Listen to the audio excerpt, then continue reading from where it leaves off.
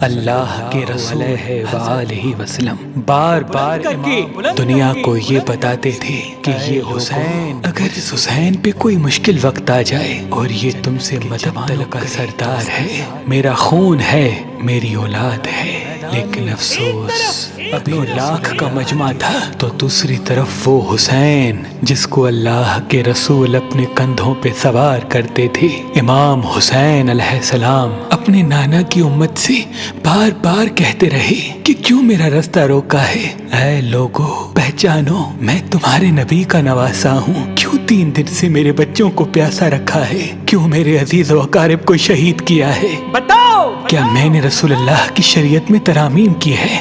کسی انسان کا حق کھایا ہے؟ کسی انسان پہ ظلم کیا ہے؟ اتنے میں فوج یزید ایک آواز میں کہنے لگی، اے حسین، ہم سب تجھے تیرے بابا علی کے بغض میں قتل کر رہے ہیں تاکہ یزید ہماری جھولیاں دولت سے بھر دے۔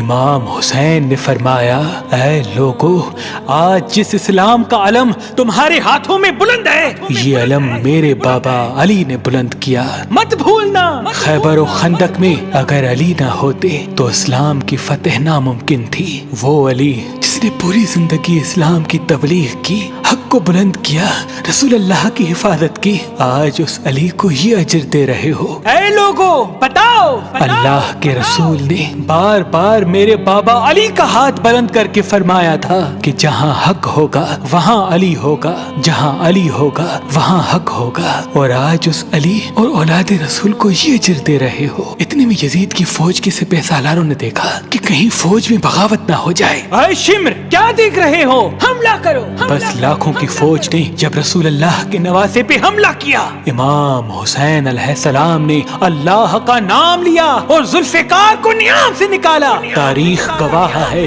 ایک طرف لاکھوں کا مجمع اور ایک طرف 3 دن کا بھوکا پیاسا حسین ابن علی۔ زمین پہ اس طرح کی جنگ پہلے کبھی نہیں دیکھی تھی کہ ایک تنہا انسان لاکھوں کے مجمع کو اس طرح سے فنار کر رہا ہے کہ فوج اشکیا واپس پلٹ کے بھاگنے لگی۔ امام حسین فوج یزید سے مخاطب ہو کے فرماتے ہیں، آؤ، 3 دن کے بھوکے کی جنگ دیکھو، 3 دن کے پیاسے کی جنگ دیکھو، رسول کے اس نواسے کی جنگ دیکھو، اس کی جنگ دیکھو جس کا جوان بھائی مارا گیا، جس کے جوان بیٹے کو نظروں کے سامنے قتل کیا گیا، جس نے اپنے ہی ہاتھوں سے اپنے بچے کی قبر بنائی۔ امام حسین شیر کی طرح فوج یزید سے لڑ رہے ہیں۔ اتنے میں آواز غیب آتی ہے، حسین، تیرا اللہ تجھ سے راضی ہوا۔ بس اس صدا کا سننا تھا، امام حسین علیہ السلام نے اپنے ذوالفقار کو تھام لیا۔ اتنی میں عمر بن سعد کہتا ہے، شمر، کیا دیکھ رہے ہو؟ یہ علی کا شیر ہے، اس کو مات دینا ناممکن ہے، جاؤ خیموں کو آگ لگا دو۔ بس کچھ ظالموں نے بیبیوں کے خیموں کو آگ لگا دی اور کچھ امام حسین کو دور سے تیر مارنے لگے۔ امام حسین کبھی بیبیوں کے خیموں کی طرف بڑھتے ہیں، کبھی فوج کی طرف جاتے ہیں۔ عمر بن سعد اور شمر نے فوج کو 4 حصوں میں تقسیم کر دیا اور یہ کہا کہ کوئی بھی حسین کے قریب نہ جائے، جس کے پاس جو چیز ہے وہ دور سے حسین کو مارے۔ جس کے پاس نیزہ تھا اس نے نیزہ مارا، جس کے پاس تیر تھے وہ تیر مارتا رہا، جس کے پاس برچیاں تھی وہ برچیاں مارنے لگا۔ تاریخ نے لکھا جس کے پاس مارنے کے لیے کچھ نہ تھا وہ کربلا کی گرم زمین سے مٹی اٹھا کے امام حسین کی طرف پھینکتا رہا۔ امام حسین کے جسم مبارک پہ ہزاروں زخم لگتے رہے، آپ کے جسم مبارک پر اتنے تیر تھے کہ آپ کا جسم مبارک نظر تک نہیں آ رہا تھا۔ بس جیسے ہی نواسا رسول گھوڑے کی سینگ سے زمین پہ آتے ہیں، فوج یزید جھومنا شروع کر دیتی ہے، لیکن اتنے میں وہ گھوڑا جس پہ آپ سواری کیا کرتے تھے وہ امام حسین کے چاروں طرف گھومنا شروع کر دیتا ہے تاکہ ان تیروں سے میں اپنے آقا حسین کو بچا لوں۔ وہ گھوڑا دوڑ ہی رہا تھا۔ اتنے میں عمر بن سعد نے کہا، اے لوگو، رکو، میں نے اپنی آنکھوں سے دیکھا تھا اس گھوڑے پہ اللہ کے رسول سواری کرتے تھے، کہیں تیر اس گھوڑے کو نہ لگے، اور یوں تیروں کو چلانا بند کیا گیا۔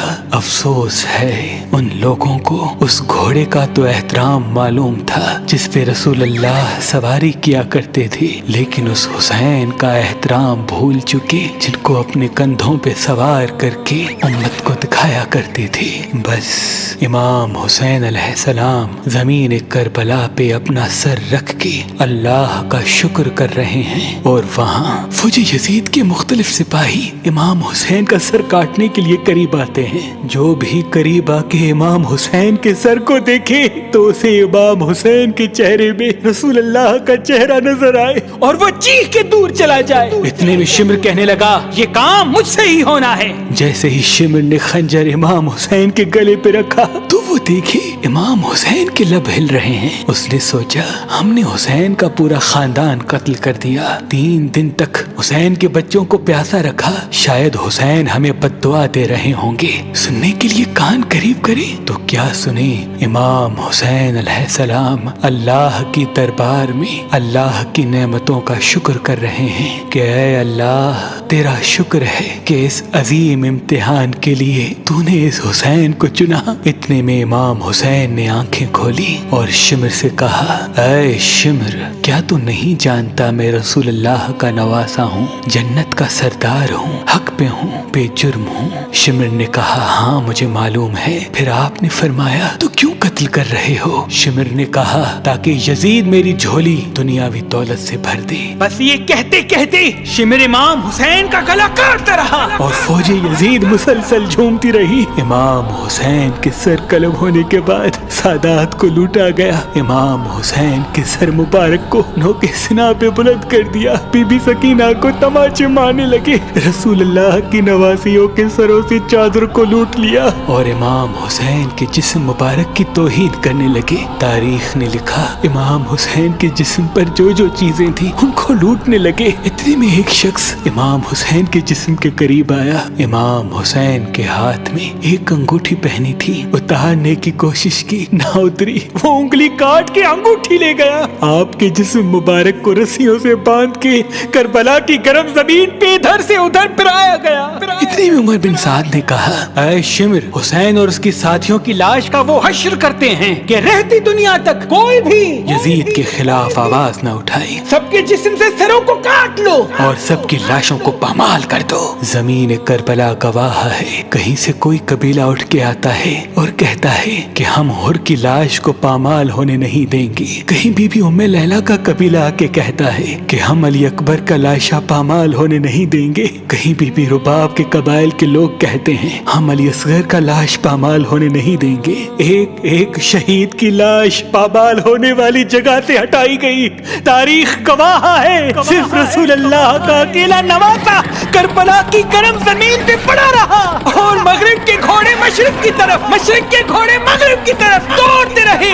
امام حسین کا جسم پامال ہوتا رہا۔ امام جعفر صادق علیہ السلام فرماتے ہیں میرا سلام ہو میرے اس غریب دادا پر جس کی لاش کو اس طرح سے پامال کیا گیا کہ ان کی دائیں پسلیاں بائیں پسلیوں کی طرف چلی گئی اور بائیں پسلیاں دائیں پسلیوں کی طرف چلی گئی، جن کا سینہ اور پشت ایک ساتھ ہو گیا۔